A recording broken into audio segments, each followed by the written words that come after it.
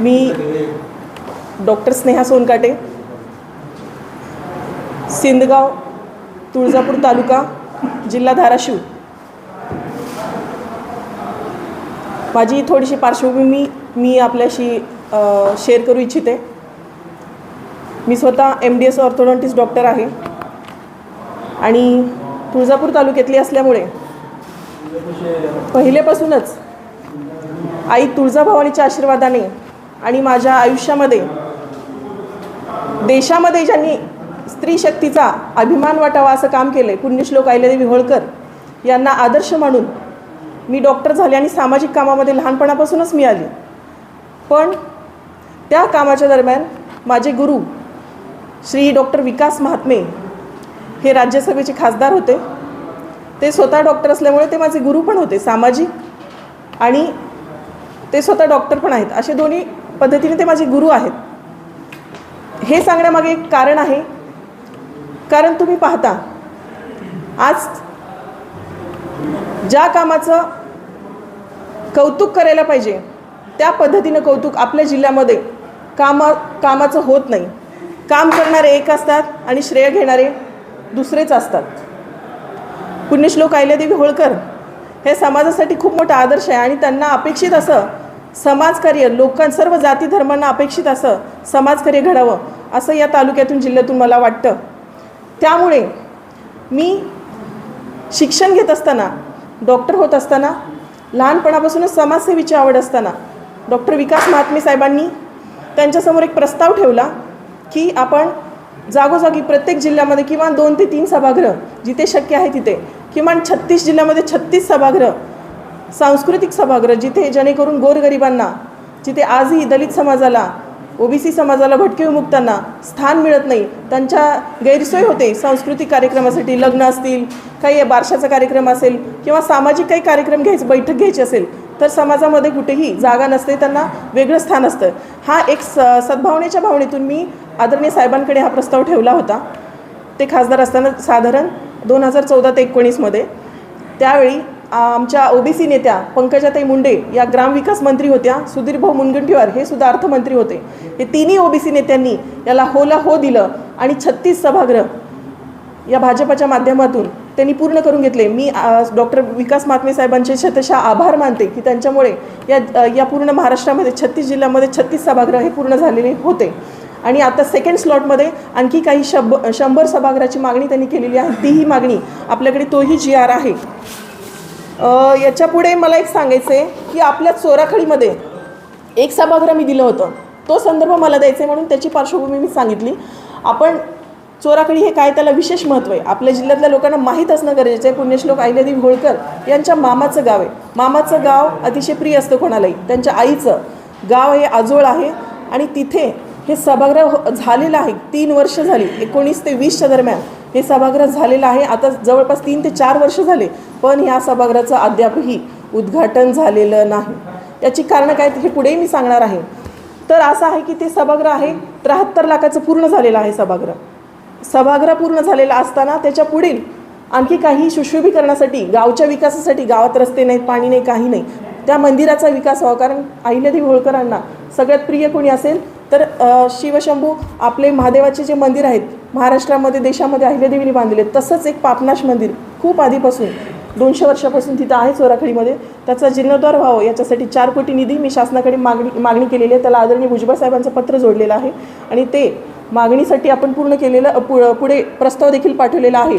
पण त्यालासुद्धा अडथळा आणणारे या झारीतील शुक्राचार्य कोण हे सांगण्यासाठी मी आज पत्रकार परिषद आपल्याला बोलवलेली आहे.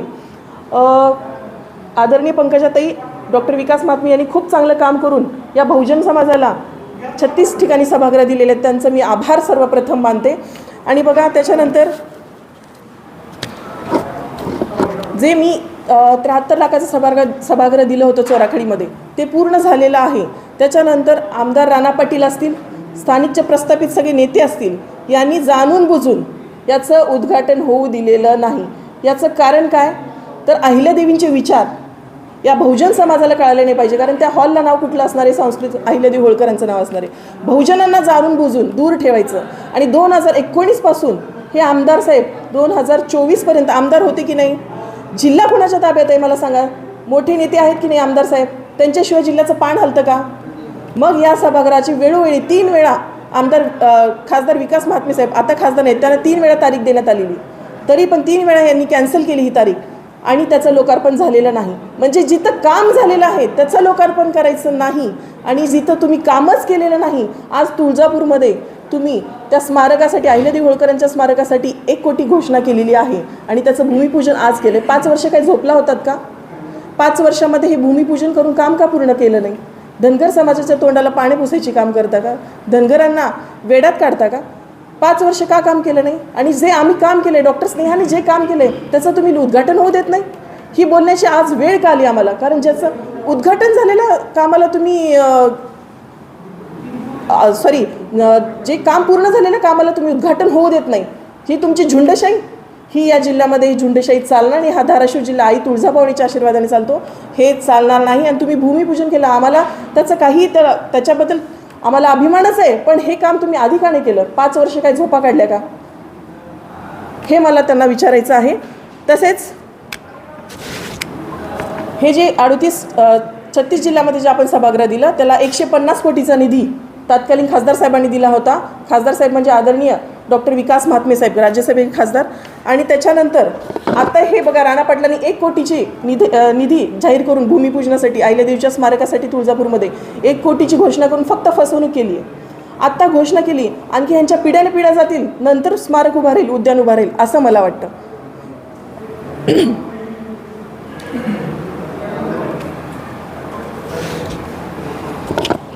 त्यांनी हे आजचं जे 1 कोटीचं स्मारकाची जी घोषणा केली, भूमिपूजन केलं आणि स्वतःचा सत्कार करून घेतला. त्यांना लाज वाटली पाहिजे स्वतःचा सत्कार करून घेताना. आणखी फक्त भूमिपूजन झाले आणि सर्व धनगर समाजाला राजकीय फायद्यासाठी, इतक्या खालच्या थराला तुम्ही जाता, राजकीय फायद्यासाठी तुम्ही स्वतःचा सत्कार करून घेता, ज्याचं आणखी कामच पूर्ण झालेलं नाही. हे अतिशय दुर्दैवी आहे धनगर समाजासाठी. धनगर समाजाने त्यांची काठी काढावी आणि यांना जाब विचारावा. तुम्ही असं वारंवार फसवणूक धनगर समाजाची का करता? राहिला मुद्दा आणखी हा लोकार्पण, चोराखळीचं लोकार्पण रोखण्यामागे काय राजकारण आहे नेमकं, त्यांनी हे स्पष्ट करावं.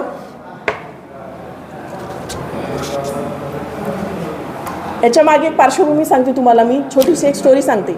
इतिहासामध्ये अहिल्यादेवी होळकरांनी इंदोरला त्या राणी म्हणून गेल्या, त्याच्यानंतर त्यांनी आजोळी, सोने, मोहरा आणि भरपूर असे पैसे म्हणजे त्यांनी पाठवलं होतं चोराखळीला. याचं कारण एक होतं, चोराखळीचा विकास व्हावा. पण त्यावेळेचे जे पाटील लोक होते त्यांनी त्याचा विकास होऊ दिले, ते पैसे हडप केले, तो खजिना दाबून ठेवला. ते पाटील आणि आजचे पाटील, तेव्हाचे श्रेय घेणारे चोर आणि आजचे श्रेय घेणारे चोर, हे तुम्ही ओळखा. जनतेने हा प्रश्न विचारलेला आहे. आत्ता खोटा श्रेय घेणारा चोर, चोराखळीचा चोर नेमका कोण, हा प्रश्न पडतो. जनतेने पण हा प्रश्न विचारला पाहिजे, धनगर समाजाने विचारला पाहिजे. नवीन चोराखळीचा नवीन चोर आमदार राणा पाटील आहेत का? हे धनगर समाजाला पडलेला हा प्रश्न आहे. चोराखळीचा निधी काम कोणी उद्या नाही वाटतं तुम्हाला? आता सांगितलं ना, काम पूर्ण झालेलं आहे. राणा पाटलाचा चोराखळीचा काय संबंध? राणा पाटील तेच सांगते. मला सांगा, जिल्हा कोणाच्या नावाने ओळखला जातो? जिल्ह्यातला सगळ्यात मोठा नेता कोण आहे? तुम्हाला असं म्हणायचं का मग राणा पाटील साहेबांचा फक्त तुळजापूर पुरते संबंध आहे का? ते मोठे नेते आहेत की नाही? मोठे नेते असल्यामुळे असं नाही तेच काम केलेलं आहे. काम कोणी केलं याचा आपण पाठपुरावा केला आहे का? पाठपुरावा केलेला आहे, ते सगळं आहे. म्हणून तर सांगतेय, काम कुणी केलेलं आहे, सत्ता कुणाकडे आहे चोराखळीमध्ये, तुम्हालाही माहिती आहे पत्रकारांना. जिल्ह्यामध्ये वर्चस्व कुणाचं आहे, त्यांच्याशिवाय कुठला लोकार्पण होऊ शकतो का? मग ठीक आहे, त्यांना अडथळा नव्हता तर मग त्यांना 3 वेळा तारीख मागून का तारीख दिली नाही त्यांनी? हा पण आमचा प्रश्न आहे ना. आम्ही शांत होतो. आम्हाला एकच आहे बघा, आदरणीय पंकजाताई मुंडे यांच्यासोबत आंबेजोगाई इथे 2022ला सेम अशाच सभागृहाचं लोकार्पण मी केलेलं आहे. मी स्वतः गेस्ट होते, पंकजाताई गेस्ट होते आणि माझ्या हस्ते पंकजाताईंनी वृक्षारोपणसुद्धा केलेलं आहे. कारण याच्यामध्ये माझा मोठा वाटा होता 36 सभागृह देण्यामध्ये, या योजनेमध्ये, या प्लॅनिंगमध्ये मी होते. मग आम्ही 150 कोटीचा निधी देऊन जर एवढे चांगले लोकहिताची कामं केलेलं असू, आम्हाला त्याचं श्रेय घ्यायचं नसताना जर 1 कोटीची पानं तुम्ही धनगर समाजाच्या तोंडाला पुसणार असाल, ज्याचं कामही झालेलं नाही, त्याचं लोकार्पण करण्याचं, तुम्ही भूमिपूजन करण्याचं पाप तुमच्या हातून होत असेल तर आम्हाला बोलावंच लागतं. बघा हे सभागृह आदरणीय पंकजाताई मुंडेंसोबत अंबाजोगाईमध्ये सभागृहाचं लोकार्पण झाले 2022 सगळे सभागृह एकाच वेळी पूर्ण झालेले आहेत. तुम्ही मॅडम 2022 पासून आजपर्यंत ते आम्ही वारंवार त्यांना डेट्स मागितल्या.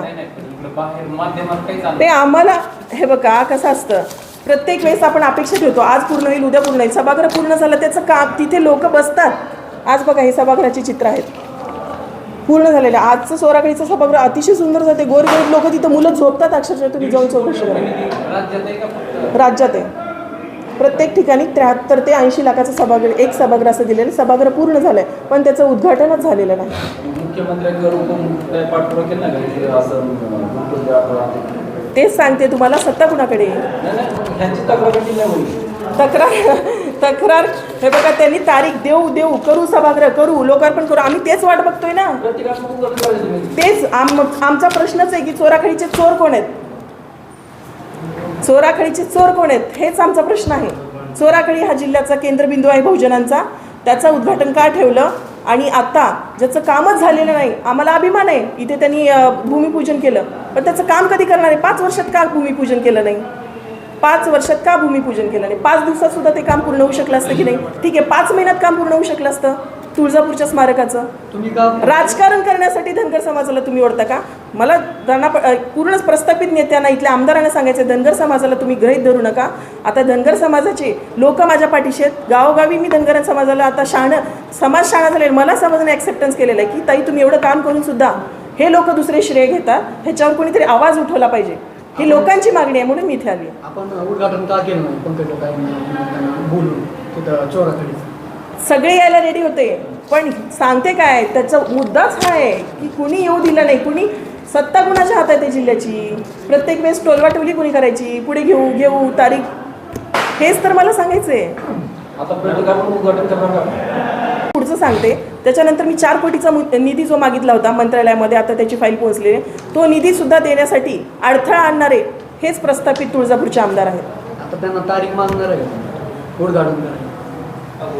आता मागायचं नाही, आम्ही सगळ्यांना निरोप देऊ. हे बघा, ते सभागृह सर्वांसाठी आहे. जरी खासदार विकास महात्मे साहेबांनी जरी गेला असेल तरी हे सर्व जाती धर्मासाठी सभागृह आहे.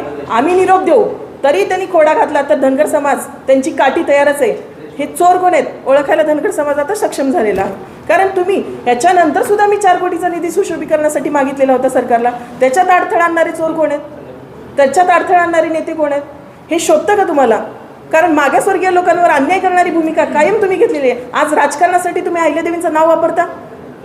माझं बॅनर फ्लेक्स फाडले तुम्ही इथे बेंबळीमध्ये, माहिती आहे तुम्हाला, तुम्ही बघितले सगळ्यांनी. फ्लेक्स का फाडले? माझा इतका धसका तुम्ही अहिल्याच्या लेकीचा घेतलेला आहे का? बहुजनांचं एक नेतृत्व उभा राहते या जिल्ह्यामध्ये. तुम्हाला इतकी भीती वाटते का मतांची? सगळे धनगर वोटिंग माझ्या मागे येते याची तुम्हाला भीती वाटते का? हा मला आमदार साहेबांना प्रश्न आहे. माझे फ्लेक्स कुणी फाडले? प्रस्थापित नेत्यांना माझा प्रश्न आहे, माझे फ्लेक्स कुणी फाडले? त्याचा संशय माझा सर्वच प्रस्थापित नेत्यांना सांगायचं आहे. हे त्यांनी आता कसं आहे, मी पाहिलेलं नाही आहे पण मला संशय म्हणण्यापेक्षा मी सगळ्यांनाच हा प्रश्न विचारलेला आहे. माझं फ्लेक्स धसका कुणाला लागला आहे? धनगर समाजाचं वारंवार पारंपरिक वोट बँक कुणाला जाते? ओबीसींची पारंपरिक वोट बँक कुणाला जाते? मी ओबीसी लीडर म्हणून तुम्हालाही तो उत्तर आहे, उत्तर समजत असेल. आणि दुसरी गोष्ट, बेंबळीमध्ये फ्लेक्स फाडले, रात्रीतून फाडले, दिवसा ढवळ्या नाही फाडले. प्लस तिथे कुठलं गाव होतं, वागदरी, नळदुर्ग इथे, तिथे सुद्धा छगन भुजबळ साहेबांचे पोस्टर माझ्यासोबत लावण्यात आले. आणखी कुठल्याही पक्षाचं लावून नसताना आम्ही ओबीसी नेते, आमच्या नेत्यांचा अभिमान आहे आम्हाला, आम्ही पोस्टर लावतोय. तर आकाश बिराजदार नावाच्या मुलांनी 20 मराठा समाजाच्या कार्यकर्त्यांना त्यांनी रोखून धरलं की ते बोलले की इथं छग्याचं पोस्टर लावायचं नाही, आमच्या ह्या बाईचं पोस्टर लावायचं नाही. अशी भाषा शोभते का? ते कार्यकर्ते कुणाचे होते? आमदार राणा पाटलांचे होते. त्यांचं नावही सांगते मी, मदन पाटील नाव आहे त्यांचं. त्यांना महाराष्ट्रातल्या धनगर समाजाचे फोन गेले, त्यांना जाब विचारण्यात आला.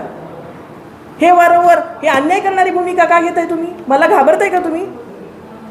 एक महिला पुढे राहिली, अहिल्याची कन्या, सावित्रीची लेक, जिजाऊची लेक पुढे आल्यामुळे तुम्हाला भीती वाटते का? हे आता चालणार नाही. तुम्ही बॅनर वर छेडछाड केलेली आहे, तसेच अहिल्यादेवींचं नाव वापरून धनगरांना पाठीत खंजीर खुपसण्याचं जे नाव काम केलेलं आहे इथल्या प्रस्थापित आमदार राणा पाटील असतील, आणखी इथले कळमचे आमदार असतील, सगळ्यांवरच माझा आरोप आहे. फक्त राणा पाटील नाही तर कळमच्याही आमदार याच्यामध्ये सामील आहेत. कळमच्याही आमदारांनी लोकार्पण करण्यासाठी पुढे यायला पाहिजे होतं. त्यांनी का नाही पुढे आले? त्यांचा मतदारसंघ आहे ना. आपण त्यांना सांगितलं होतं. हो, सगळ्यांना निरोप दिलेला आहे. असं दबाव का वाढेल नाही तुम्ही उद्घाटनासाठी दबाव का वाढेल नाही तुमचा? सगळं झालेलं आहे. तारीख पे तारीख प्रस्थापितांची ही सवय आहे. प्रत्येक ठिकाणी तारीख पे तारीख. 3 बहुजन नेत्यांनी हे काम पूर्ण केलेलं आहे. त्याचा संदेश महाराष्ट्रामध्ये, ते तर भाजपचे आहेत, मी तर भाजपचं नाव घेते की त्यांच्या माध्यमातून आमचा प्रस्ताव मान्य केला आणि त्यांनी काम चांगलं करून दाखवलं पंकजाताई असताना. मग आमच्या नेत्यांचं कुठेतरी श्रेय मिळू नये म्हणून हे तुमचं चालू आहे का, असं मला विचारायचं. मला कोणाला वैयक्तिक टीका करायची नाही, पण हे आमच्या धनगर समाजाविषयी अस्मितेची भावना आहे. आमच्या अहिल्यादेवी म्हणजे आमच्या अस्मितेचा विषय. आमच्या अहिल्यादेवींचं नाव पुढे करून राजकारण ह्या जिल्ह्यामध्ये चालणार नाही आणि हे कोणी खपवून घेणार नाही. तुळजापूर ह्या सभागृहाला राणा पाटील हे आडकाठी करत म्हणताय आपण. आणि आज तुळजापूर नाही, चोराकडे सॉरी. आणि तुळजापूरमध्ये जे स्मारकाचं भूमिपूजन होत आहे त्या भूमिपूजन संदर्भात धनगर समाजाच्या वतीने राणा दादाचा भव्य नागरिक सत्कार केला होता सुमनाच्या वतीनं. ते सांगा. ज्या विषयाने सोडून त्यांच्या नागरिक सत्कार काय म्हणून करताय, त्यांना जाप विचारला. मी त्याच संदर्भात सांगते तुम्हाला की फक्त भूमिपूजनासाठी स्वतःचा सत्कार करण्यासाठी हे तुम्ही ड्रामा घडून आणलेला आहे का, इव्हेंट घडून आणलेला आहे का? सत्कार कोणी त्यांच्या कार्यकर्त्यांनी त्यांना सांगितल्याशिवाय कोणी सत्कार करणार आहे का? पॉलिटिकल स्ट्रॅटर्जी आहे, कॉमन आहे, खूप कॉमन आहे ही गोष्ट. राजकारणी लोक कार्यकर्ते बोलवायचे, स्वतःचा सत्कार करून घ्यायचा. कारण इथे 1 नंबरला धनगर समाज आहे, त्यांनाही माहिती आहे. आणि मी कोण आहे, धनगर समाज नेता. आता राजकारणात उतरलेली आहे, पहिल्यांदा निवडणुकीच्या रिंगणात उतरले. मी आजपर्यंत कधी कुठल्या राजकीय प्लॅटफॉर्मवर नव्हते, फक्त सामाजिक प्लॅटफॉर्मवर होते. आमच्या आरक्षणाचा विषय भाजपनी का सोडवला नाही? GR आज लास्ट कॅबिनेट होती, का आमच्या आरक्षणावर बोलले नाहीत हे शिंदे सरकार, भाजप सरकार? आम्हाला गाजर का दिलं याच्यावर राणा पाटलांनी आज बोलायला पाहिजे होतं ना. आम्ही त्यांना सपोर्ट करू, त्यांनी आरक्षण द्यावं, GR काढावा. मी सांगते ऑन रेकॉर्ड, आम्ही सगळ्यांना सपोर्ट करू. जर तुम्ही आरक्षण द्या, STचं आरक्षण द्या. आम्हाला हे सगळ्या गोष्टी, आमचा समाजाचा अस्मितेचा विषय. मी धनगर समाजाची लीडर आहे, तर मला राजकारणापेक्षा माझा समाज महत्त्वाचा आहे. आणि भाजपनी आज लास्ट कॅबिनेट झाली, आमचा स्पष्ट आरोप आहे या सरकारनी, शिंदे सरकारनी पूर्णपणे घात केलेला धनगर समाजाचा. आणि भूमिपूजनाचं नाटक आता चालणार नाही. आमचे समाज भोळापापडे कार्यकर्ते आहेत आमचे. कुठेतरी त्यांना काय माहिती, 1 कोटीचं गाजर दाखवलेलं आहे. आमच्या कार्यकर्त्यांना गाजर दाखवून एकत्र आणण्याचं, समाजाची वोट बँक त्यांच्या पाठीशी लावण्याचं. इतक्या वर्ष समाज वोट बँक भाजपच्याच पाठीशी होती. दिल्ली ते दिल्लीतील राजकीय घडामोडी व बातम्या पाहण्यासाठी आजच आमच्या राजकीय कट्टा YouTube चॅनलला सबस्क्राईब करा, बेल आयकॉन प्रेस करा आणि फेसबुक पेज फॉलो आणि लाईक करा.